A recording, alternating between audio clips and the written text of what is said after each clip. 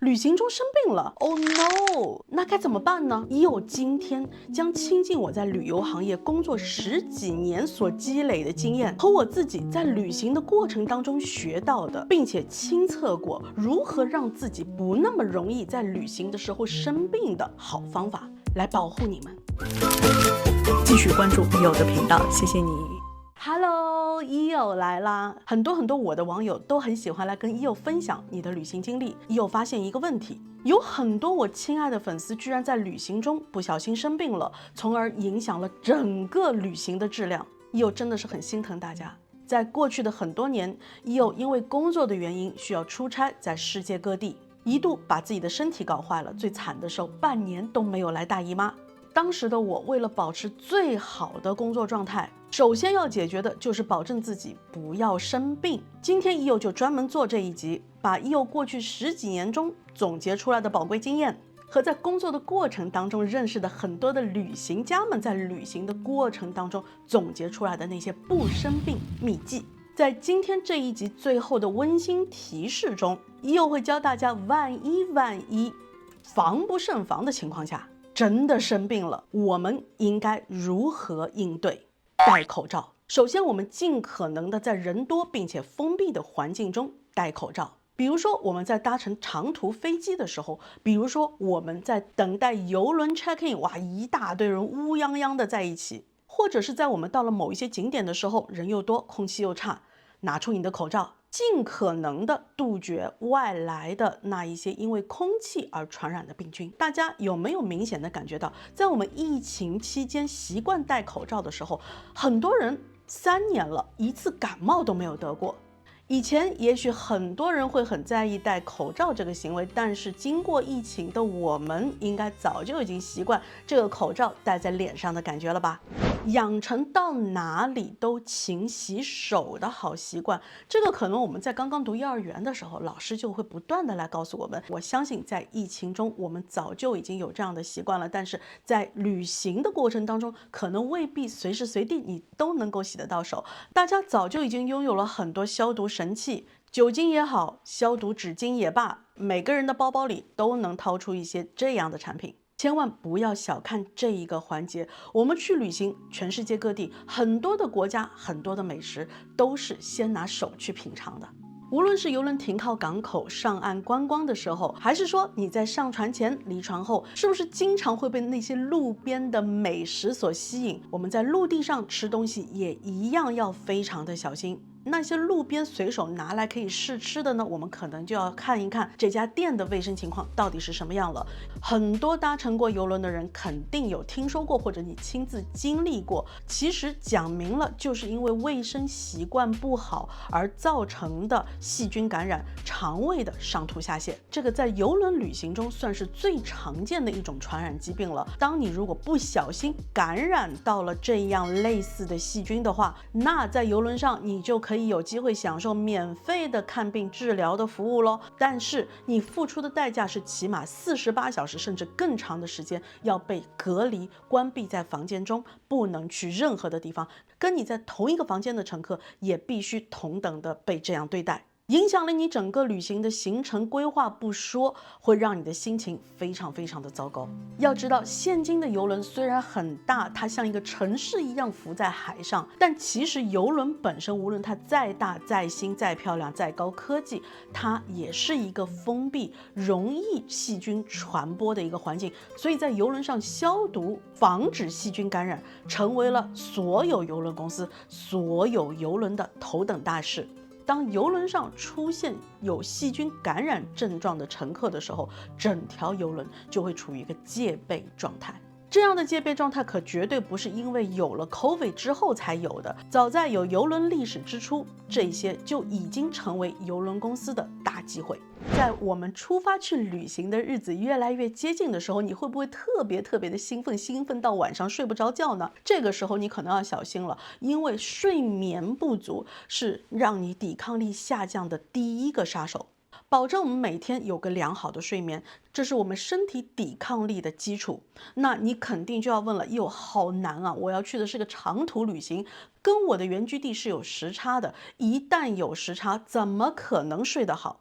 那EO就要来教你几个好方法。除了你是被医生认定要睡好只能吃安眠药的那些观众，你需要完全听从医生的安排之外，我相信褪黑素就成为我们倒时差的一个非常好的助手。EO看了很多对于褪黑素的报道，也大致了解了褪黑素并不能长期食用，但是到了关键时候，它真的是非常非常的 helpful。特别是你在搭乘长途飞机，在你不想睡又必须需要睡觉的时候，来上一颗褪黑素，它可以让你安稳的睡一个好觉。当你醒过来，飞机已经到达目的地的时候，你的旅行正式开始，你就可以活蹦乱跳的开始你的旅行了。曾经在我的节目中有介绍过姜制品，姜糖也好啊，姜粉冲剂也好，甚至是生姜胶囊。本来呢，EO是拿生姜来作为我晕船、晕飞机甚至是晕车的良药，但是无意当中发现了生姜居然还可以帮我们很快速的倒时差。当你到达你的旅行目的地，而这个地方距离你自己原居地的时差真的是还蛮大的时候，你是不是从里到外的感觉不舒服，胃里面怪怪的，吃什么都不香，总感觉头晕乎乎的，怎么样都觉得不舒服的时候，嚼一块生姜当然开玩笑了，今时今日有很多生姜制品，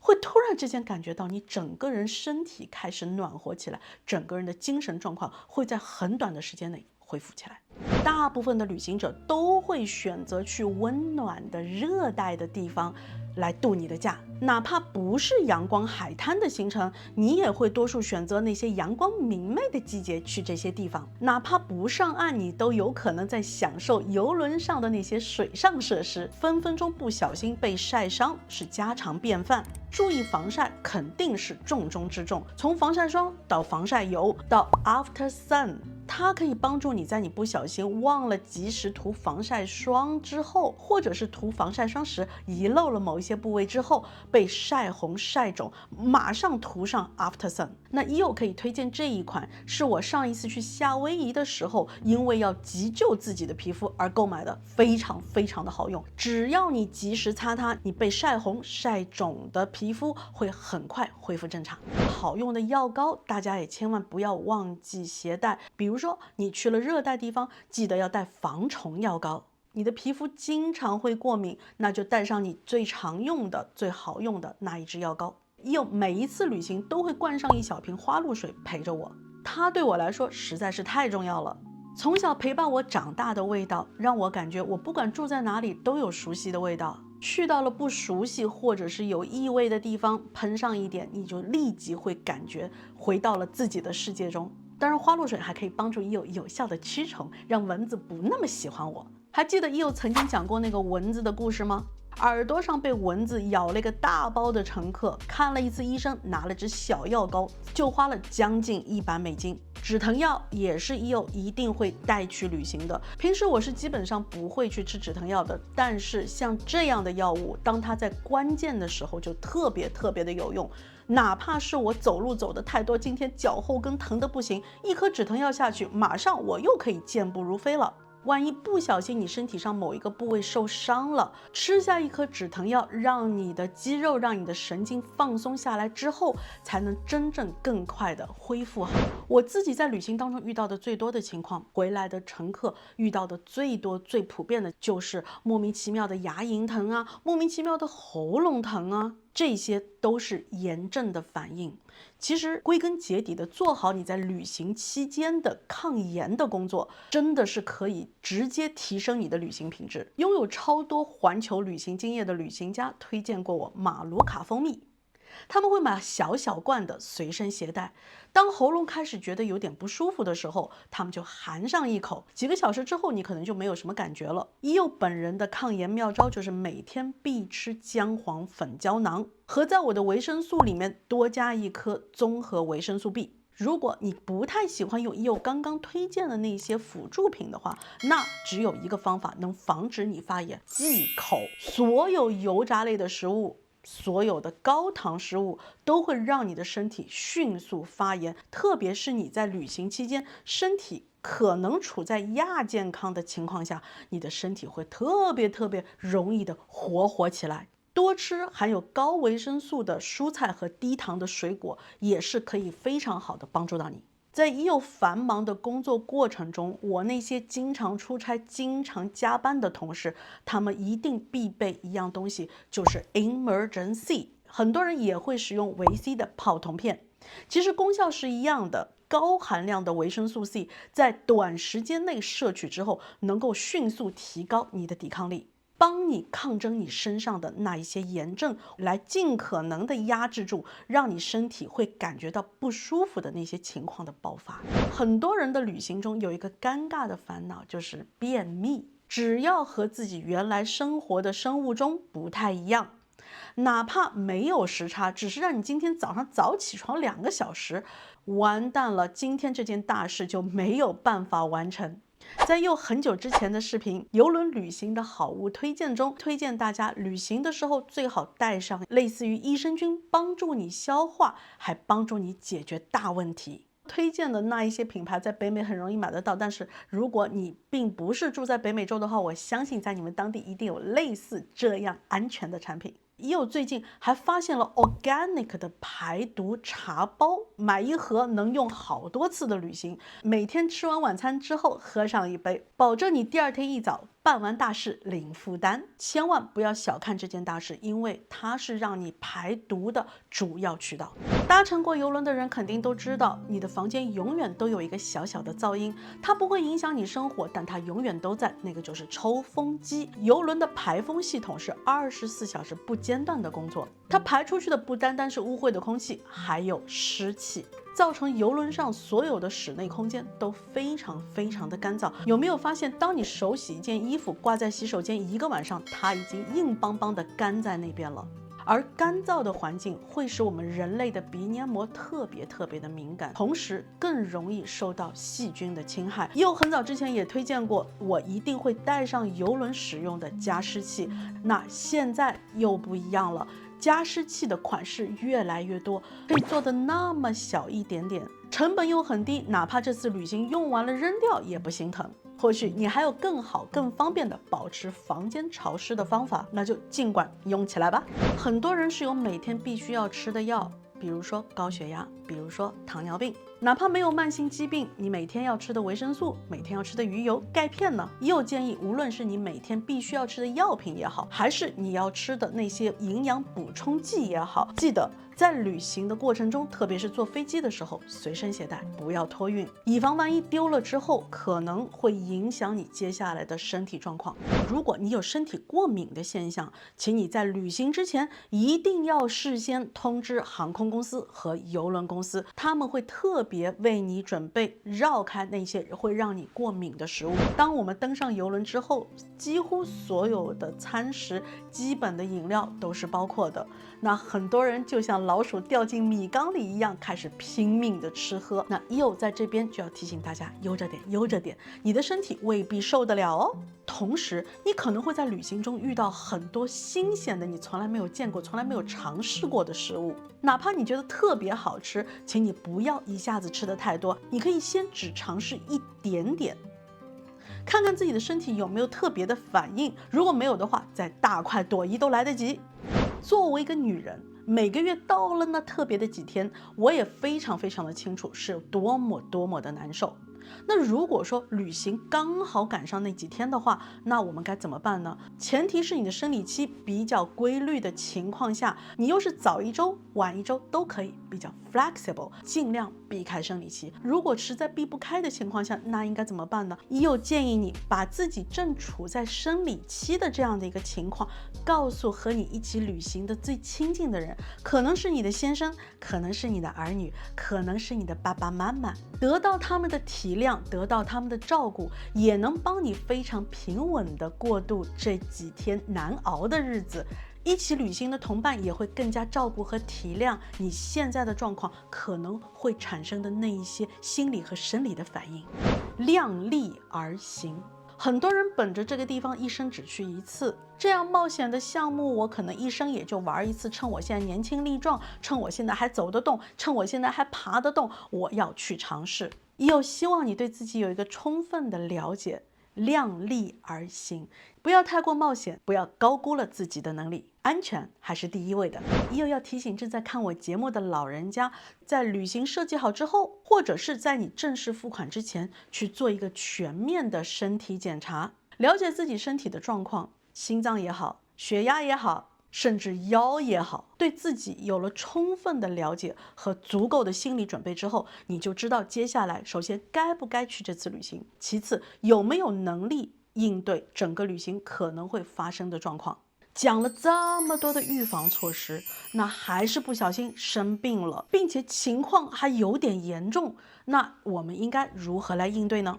在病情或者事故发生的第一时间，并且也确定无法再正常继续旅行的情况下，通知你的保险公司。如果你正在飞机上，在飞机场；如果你正在邮轮上，最好你可以请工作人员代劳帮你通知你的保险公司。保险公司会第一时间知道你现在的位置，你现在的情况，同时他会向工作人员直接交代接下来下一步应该如何安置你，你有没有旅行保险，保不保现在的这样一个状况，你的保额有多高，其实处理的方式是可以完全不一样。如果病情比较严重的情况下，请第一时间就医，不要拖延了最佳的治疗时间。假设说你正在邮轮旅行中，首先会帮到你的就是邮轮上的 medical center， 由他来判断你是否适合继续在这条邮轮上住下去，完成这次的邮轮行程，或者你必须第一时间